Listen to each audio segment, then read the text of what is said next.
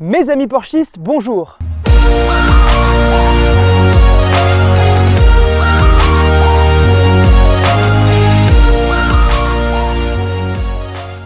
Aujourd'hui, je vous retrouve pour une vidéo comparative entre deux modèles et sachez que cette vidéo me tenait à cœur. Nous allons comparer le 718 GTS avec son prédécesseur, le 981 GTS.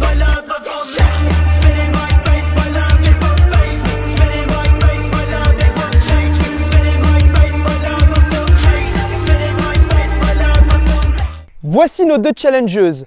Tout d'abord, le 981 avec son célèbre Flat 6 développant 330 chevaux et ayant été produit de 2014 à 2016. Ensuite, nous avons ici un très bel exemplaire de la nouvelle industrie Porsche, un 718 GTS équipé de son 4 cylindres développant 365 chevaux et ayant été produit environ de 2017 jusqu'en 2019-2020 si je ne dis pas de bêtises. Parce qu'après ils l'ont passé en 6 cylindres, mais là on est carrément plus sur la même voiture. Que ce soit en termes de sonorité, sensation, prix et encore j'en passe. D'ailleurs, pour la petite anecdote, je n'arrivais pas à acheter de 718 GTS pour vous faire cette vidéo. Et oui, il y a une taxe CO2 très élevée pour l'import de ces voitures. Et encore, je ne vous parle même pas de la taxe CO2 liée à l'import d'un 718 GTS en 6 cylindres. Sauf que là, j'ai fait un record. J'ai réussi à vous dénicher en même temps un 981 Boxster GTS plus un 718 Boxster GTS. Et attention, parce que là on est sur un record, j'ai réussi à trouver exactement la même chose pour des Caïmans, c'est-à-dire un 981 Caïman GTS et un 718 Caïman GTS. En plus, pour toutes, alors hormis celle-ci qui a 70 000 km, toutes les autres sont neuves, c'est-à-dire qu'on est entre 15 000 et 30 000 km max. C'est juste hallucinant. Sauf que pour des raisons de timing, eh bien, les Caïmans ne sont pas arrivés au moment où je vous fais cette vidéo. C'est pourquoi j'ai gardé que les Boxsters, sachant que j'ai déjà fait un essai du 981 Caïman GTS, donc en soi, ça contrebalance. Sinon, croyez-moi, je vous aurais mis les 4 voitures ici et on aurait parlé des 4 en même temps. Mais rassurez-vous, ce que je vais vous raconter pour les Boxsters est également valable pour les Caïmans puisqu'il s'agit sensiblement des mêmes voitures. Ceci étant dit, vous l'aurez compris, la grande différence repose essentiellement sur un changement de motorisation entre ces modèles. En effet, nous passons d'un 3,4 litres atmosphérique à un 2,5 litres turbo compressé. Je sais, pas besoin d'en remettre une couche, ça a fait hurler les Porschistes au début. Ce n'est pas un Flat 6, donc ce n'est pas une véritable Porsche, patati, patata, patati, patata.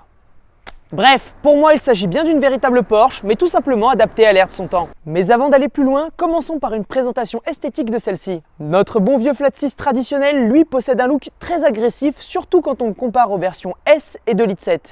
Et puis bon, on ne va pas se mentir, il en jette énormément quand même. Avec notamment des feux teintés et des pare-chocs spécifiques à l'avant. À l'intérieur, on était obligatoirement bien équipé. C'est-à-dire que vous aviez obligatoirement au moins un intérieur full cuir ou un pack GTS, donc avec cuir et Alcantara si vous le souhaitiez. Vous aviez aussi de série le PSE ainsi que le chrono. Autrement dit, vous saviez que vous achetiez une belle finition. Si maintenant on passe sur le 718, c'est carrément tout autre chose. Allez, venez avec moi. Nous sommes très clairement sur une voiture beaucoup plus moderne avec des coupes et des lignes à tomber par terre. En soi, à l'extérieur, on respecte les codes, à savoir pare-choc spécifique et feu spécifique. En revanche, sur cette génération, il faudra vraiment faire attention à la finition intérieure. Tout simplement parce qu'absolument tout est en option sauf le chrono et le PSE. Alors même que vous achetez l'une des plus hautes finitions.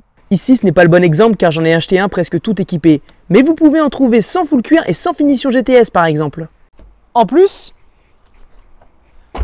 il s'agit du même moteur que le 718S mais reprogrammé. Tandis que sur le 981, vous aviez une différence plus pointue. Là pour le coup, je trouve que Porsche a sincèrement abusé. Mais bon, une Porsche ça se savoure surtout volant en main, alors allons voir les différences sur route. On va commencer par le 981 Boxster GTS parce que j'ai vraiment envie de m'en mettre plein les oreilles.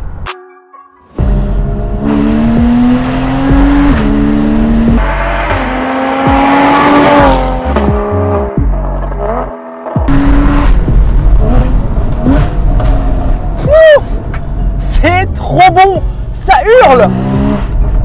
Oh, et puis ces retours. Mais c'est... Enfin... En fait, il faut le vivre pour comprendre. Dites-vous que la sonorité, ça joue vraiment sur les sensations que l'on ressent.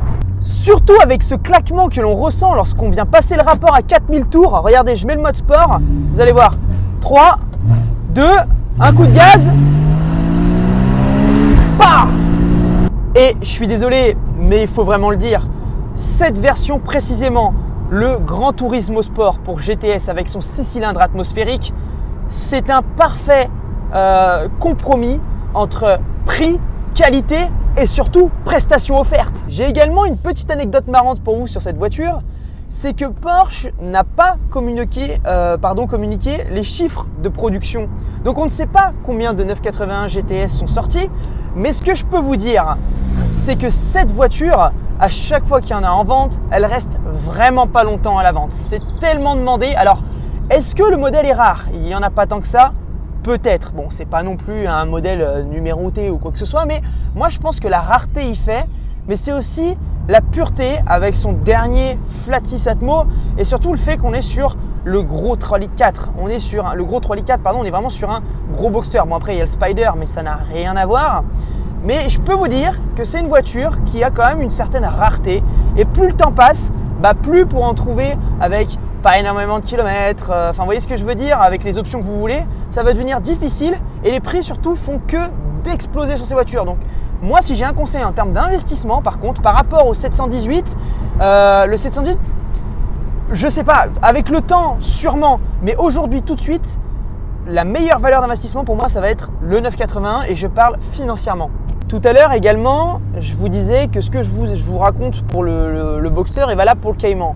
La différence par contre avec le Boxster GTS par rapport au Cayman GTS, même si attention la sonorité est folle dans le Cayman GTS, c'est que là comme on peut se balader à ciel ouvert, vous avez encore plus la sonorité et ce qui fait que vous êtes encore plus dans l'ambiance, je trouve personnellement, qu'avec un Cayman. Dites-vous que c'est vraiment que du pur plaisir qui hurle et vous offre des sensations. Même ça, regardez, je suis en mode normal, je me balade tranquillement, on repasse une 2, une 3, je suis entre 40 et 50 km/h et actuellement, dans mes vidéos, je vous parle, je me concentre, mais on met un coup de gauche pour être en manuel, je prends, c'est que du plaisir en fait. Il y a autre chose qui est bien, donc là depuis tout à l'heure je filme, mais en fait moi souvent vu que dans les essais, je m'amuse avec les voitures, quand vous rajoutez le PASM, ça vient éviter, donc le train de roulant sport vient permettre d'éviter justement tout ce qui est sous-virage et toutes ces choses là. Et là où je voulais en venir, c'est que du coup on peut vraiment y aller à fond, et comme c'est un Atmo, souvent on a besoin de reprendre. Et ce qui est bien, c'est qu'on peut tirer dedans en première, comparé à un turbo où c'est déconseillé, il faut mieux tirer dedans à partir de la seconde, mais comme il y a du couple, ça repart. Là, on peut tout de suite repartir et du coup, vous avez une sonorité folle et une relance qui est juste excellente. Démonstration.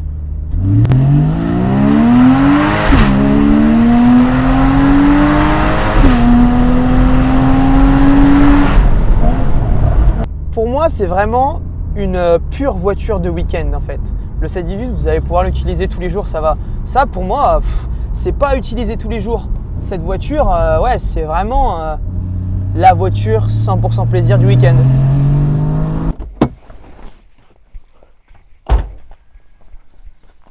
Changement.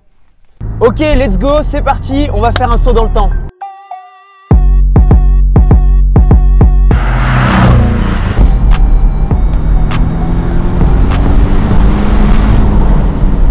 Ça marche super fort et les reprises sont encore plus violentes et ça c'est dû au turbo compressé. Cependant, c'est une voiture qui chauffe plus vite, qui est un peu plus aseptisée, la sonorité est plus étouffée et surtout c'est un changement de philosophie en fait. On est vraiment sur une conduite qui est un peu moins exclusive que le 981.